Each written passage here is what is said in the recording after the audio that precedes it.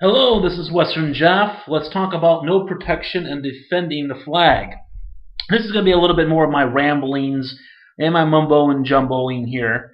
But as a hunter, I'm frequently given the assignment to defend flags, defend nodes, in RBGs, and even in random battlegrounds. And that's because hunters are well suited, but other classes can participate just as well.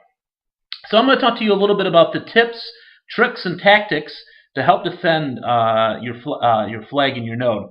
The first is that if you have a stealth ability, really utilize that to any percentage, even if it's a walk around like a camo like I have.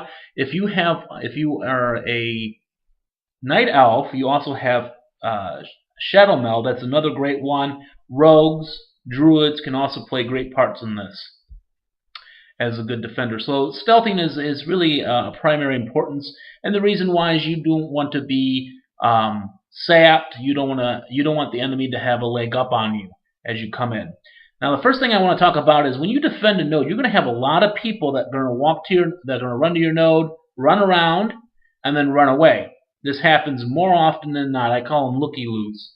And the reason for that is they come, they look, and they leave. They don't do much of anything else except waste a spawn on the battleground roster. And that's really painful because they don't do anything except just running around. The next thing I want to talk about is calling incomings. If you need to really, generally speaking, have a good add-on, I use BG Defender as my add-on to call incomings, and you need to make sure that you call incomings when incomings happen and before they get to your flag. That's one of the big primary things that most people, even when they defend the flag, they don't do. I'm shocked consistently by people who defend the flag and have never called it incoming. And then they wonder, why did they lose the flag? Why did we lose the node? They never called for help. They never alerted others. Let's also talk about stealthing around. When you are stealthed around, you want to try as much as possible to always stay stealth.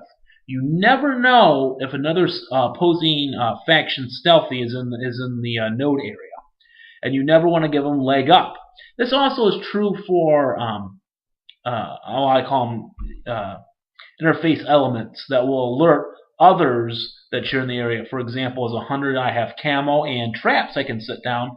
Well, that would be very easy for an opposing player to see that if they stumbled upon them, especially if they're stealth. Rogues and druids can easily see that when they're walking around stealth, and even non-stealth players can easily see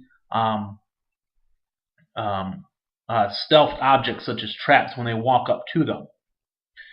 Now, another tactic I want to show you here is that you always want to be looking at the flag no matter what. You want to put your enemy, generally speaking, you want to always put your enemy between you always want to put your flag between you and the enemy. The reason for this is simple. You always want to be watching the flag, and you want to prevent stealth capping.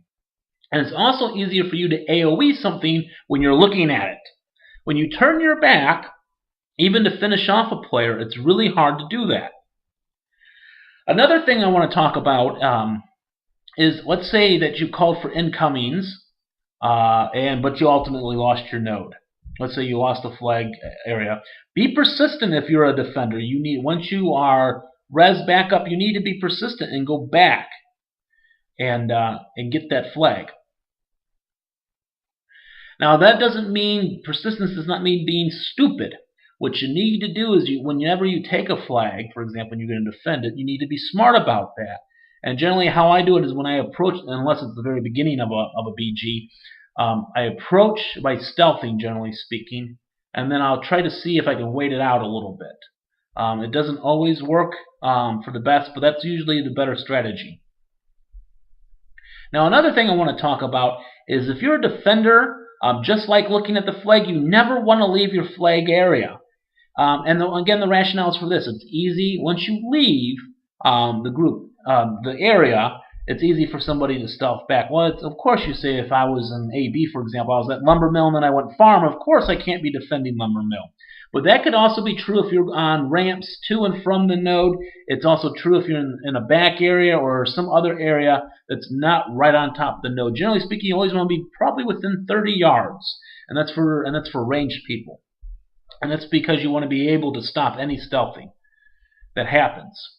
So, for example, as you see now, I don't put down any traps. I'm not putting down flares or anything like that, generally speaking. And the reason because of that, I don't want an enemy stealth to see me. I want them to know that I'm there. Now let's talk about two different types of flags and nodes. There's called open nodes and closed nodes. Open nodes and closed nodes are really simple. Open nodes are where there's a node of capture the flag, and it's out in the open. Means there's no real direct visible contact or LOSing around it. Gorge, AB are great example, and Battle of Guinness are good examples where the nodes are in the open, meaning that it's easy to get a move around the node. Even if there is LOS objects in the area, you can easily see the flag, and you can easily defend it. That's an open node. And a closed node is when you have when there's a lot of objects in the way and it's very hard to see the flag. AV, Alterac Valley, is a good example of closed nodes when it comes to the towers. So those are the two broad differences. When I show you AV in here in a few minutes, you'll see what I'm talking about. Now you're going to see right here, I'm not doing what I'm supposed to be doing. I'm not staying stealthed all the time. Now let's say you came across an enemy came up to the node, and you attacked the enemy before they were able to cap. And then let's say you defeated the enemy. Do you sit and stay on the same area where you were stealthed before? No! You move around. Whenever you kill, let's say you were stealthed, you engage the enemy, kill the enemy. After you do that, you're going to move to another area around the node. Do not sit in the same spot. So if you have a favorite perching spot, whether it's on top of a hill, whether it's an object like a cart, or if a favorite pathway or something like that, something that you've become accustomed to just sitting and watching, you got to move around. You need to make sure whenever you're stealthed between fights that you're in different locations. And this will prevent players from guessing your location. Another thing I want to mention about here when you're defending a node is the power-ups. Almost all nodes, well, I don't want to say all, a good portion of nodes, a vast majority of nodes have power-ups.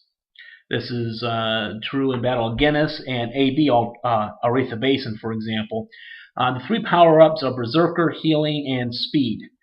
Generally speaking, as a defender, you want to keep grabbing the power-ups until you get to the speed boost, and you want to keep the speed boost there. And the reason for this is you don't want an incoming player to all of a sudden have the advantage of you. You want to take away any kind of variables when defending the flag. So you want to limit what an attacking opponent can do. So, for example, if I was defending this node, there's a power-up right in this little mine thing. You want to keep taking that until you get the speed boost. And you always want to have the speed boost as a defender. Now, if you're an attacker, the last thing you want is the speed boost because it doesn't help you, it doesn't heal you, and it doesn't give you an increase in your attack. And you should be able to get the speed boost once you take the node, but before you stealth, and you want to keep taking it, even if it can give away your position for a minute that you're taking a power-up. And the reason behind this is that power-ups can really turn the tide of war. I mean drastically turn the tide of war. I'm using the word tide of war as winning the battle or something of that nature, or just being able to defeat your opponent. But power-ups do make a big difference, and I have seen countless times where a power-up has pushed me way over to the edge where I can take 2 or even 3 opponents at one time and still live and talk about it. That's how important it is. Now what you're seeing here is AV. This is a closed node. And I'm trying to think off the top of my head if there's any other closed nodes in Battlegrounds. AV here is an obvious one with the towers. I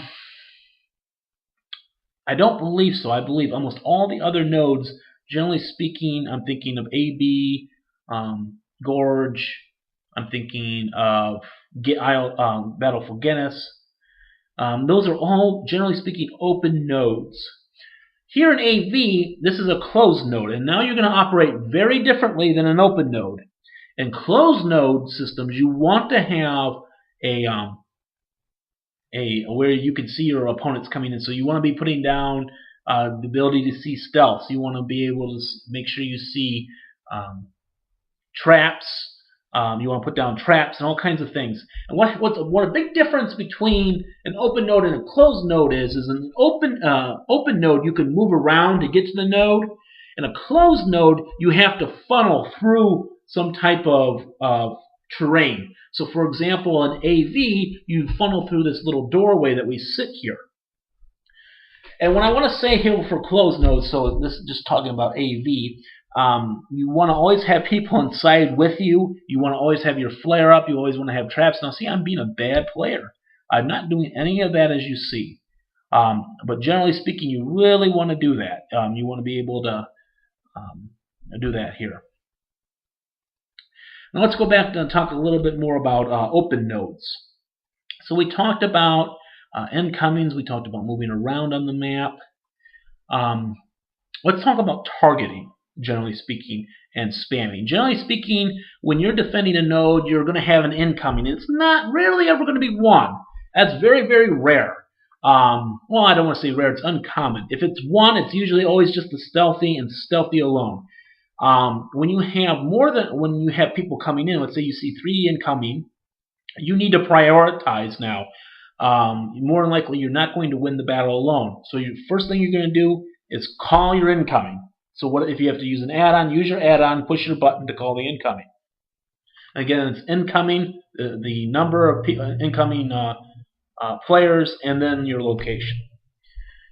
And then what you want to do is you want to prioritize.